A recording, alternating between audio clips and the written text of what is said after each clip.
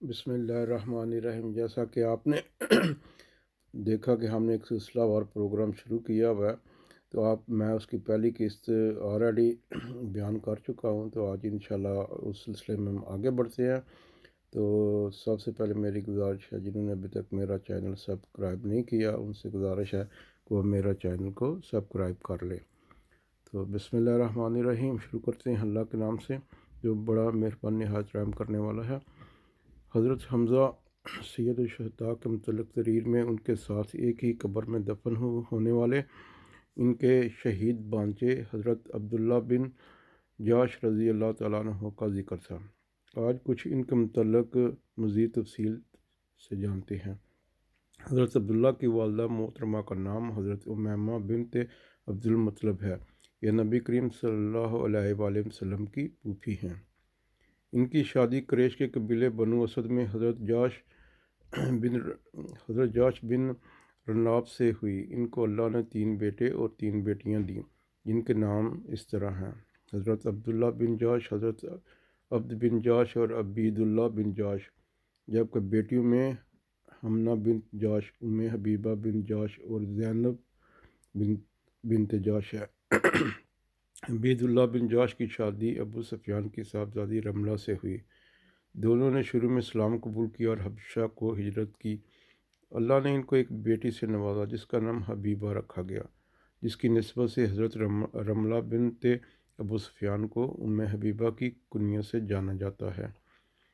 حضرت ام حبیبہ نے اسلام کی ہر سب کو چھوڑ کر ہجرت کی، مگر حبشہ آ کر وہ بہت بڑی آزمائش میں مبتلا ہوئیں۔ ان کے شوہر نے شراب نوشی شروع کر دی اور اسلام کو چھوڑ کر عیسائیت قبول کر لی۔ اس پر حضرت ام حبیبہ نے اپنے شوہر سے ترک تعلق کر لیا اور عبیدہ بن جاش حالت کفر میں مر گیا۔ اللہ کے نبی صلی اللہ علیہ وآلہ وسلم کو جب حضرت ام حبیبہ کے حالات اور ایمان میں ثابت قدمی کا پتہ چلا تو آپ صلی اللہ علیہ وآلہ وسلم نے نجاشی کے پاس اپنا نمائندہ بھیجا کہ اگر حضرت ام حبیبہ راضی ہوں تو ان سے آپ صلی اللہ علیہ وآلہ وسلم کا نکاح کر دیا جائے۔ نجاشی نے اپنی خاص لونڈی کو حضرت ام حبیبہ سے ان کی رائے جاننے کے لیے بھیجا۔ حضرت ام حبیبہ کو آپ صلی اللہ علیہ وآلہ وسلم کے پیغام میں نکاح کی اتنی خوشی ہوئی کہ اپنا سارا زیور اس لونڈی کو بخش دیا۔ نجاشی نے اللہ کے نبی صلی اللہ علیہ وآلہ وسلم سے آپ کا نکاح کیا اور آپ ام المومنین کے شرح میں داخل ہو گئی۔ اسلام میں یہ کسی قسم کی رواداری کے قائل نہیں تھے۔ اسلام میں یہ کسی قسم کی رواداری کے قائل نہیں تھی۔ اپنے حقیقی باپ کو اللہ کے نبی صلی اللہ علیہ وآلہ وسلم کے بستر پر بیٹھنے سے منع کر دیا۔ ابو سفیان نے وجہ پوچھی تو کہا تم مشرک اور یہ اللہ کے نبی صلی اللہ علیہ وآلہ وسلم کا بستر ہے۔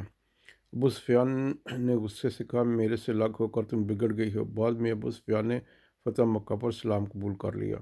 ابو سفیان کی دوسری صاحبزادی حضرت القرہ کی شادی حضرت عبد بن جاش سے ہوئی۔ یہ آنکھوں سے نابینا تھے مگر دل کے دیدہ بینا تھے۔ ابو احمد کنیت تھی، بڑے اچھے شاعر تھے، اسلام میں داخل ہوئے اور سارے گھرانے نے ان کے بلاوے پر مدینہ کی راہ لی، جس میں ان کے اہل و عیال ان کی تینوں بہنیں حضرت حمنہ زوجہ حضرت مصعب بن عمیر، حضرت ام حبیبہ زوجہ حضرت عبد الرحمن بن عوف اور حضرت زینب بنت جاش، ان کے بھائی حضرت عبداللہ بنت جاش اور ان کے اہل و عیال۔ اس طرح مکہ سے یہ پہلا کامل گھرانہ تھا جو ابتدا میں مکہ سے مدینہ ہجرت کر گئے، اور مکہ میں ان کے چھوڑے خالی گھر کے دروازے ہوا سے آپس میں بجتے تھے۔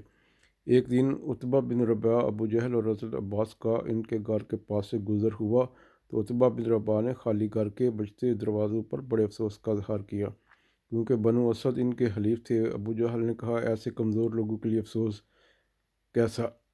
پھر اس نے حضرت عباس کو کہا یہ سب تیرے بھتیجے کا کیا درا ہے۔ بعد میں ابو سفیان نے اس مکان پر قبضہ کر کے اس کو بیچ کر اپنا قرض ادا کر دیا۔ ابو احمد اس پر بڑے غصے میں اور جب فتح مکہ ہوا تو ان کا ارادہ ہوا کہ اپنے مکان کا مطالبہ کرے، مگر جب انہیں پتہ چلا کہ اللہ کے نبی صلی اللہ علیہ وآلہ وسلم کی راہ میں چھوڑی ہوئی چیز کے مطالبہ کو ناپسند کرتے ہیں تو مطالبہ سے باز رہے، لیکن ابو سفیان کے متعلق شعر کہہ کر اسے بڑی آر دلا دی۔ ان کے بھائی حضرت عبداللہ بن جاش نے پہلے ہجرت کی، پھر پورے کا پورا خاندان مدینہ پہنچ گیا۔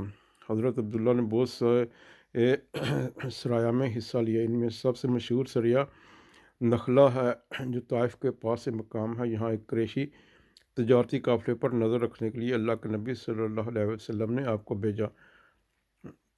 حرام مہینے میں رجب کی آخری تاریخ تھی حرام مہینے رجب کی آخری تاریخ ہی حضرت عبداللہ نے حملہ کر کے قافلے کو لوٹ لیا اور ایک شخص عمرو حضرمی قتل ہو گیا۔ 2 آدمی گرفتار ہوئے، ان کو لے کر جب مدینہ پہنچے تو اللہ کے نبی ناراض ہوئے کہ میں نے تمہیں حملے کا نہیں کہا تھا۔ کفار نے اس پر خوب مسلمانوں کے خلاف الزام تراشی کی، حتیٰ کہ اللہ نے قرآن پاک کے اندر ان کے جرائم گنوا کر ان کے منہ بند کر دیے۔ سورۃ البقرہ آیت نمبر 217۔ حضرت عبداللہ رضی اللہ تعالیٰ عنہ نے غزوہ بدر میں حصہ لیا اور خوب شجاعت دکھائی۔ غزوہ احد میں ان کے ساتھ ان کے ماموں حضرت حمزہ رضی اللہ تعالیٰ عنہ اور ان کے بنوئی حضرت حمنہ کے شوہر حضرت مصعب بن عمیر رضی اللہ تعالیٰ عنہ بھی شہید ہوئے۔ اس طرح نبی کریم کی پھوپھی اولاد اور چچا نے اسلام کی خاطر جانے نذرانہ پیش کر کے اپنا حق ادا کر دیا۔ اللہ ان کی شہادتوں کا بہترین بدلہ دینے والا ہے۔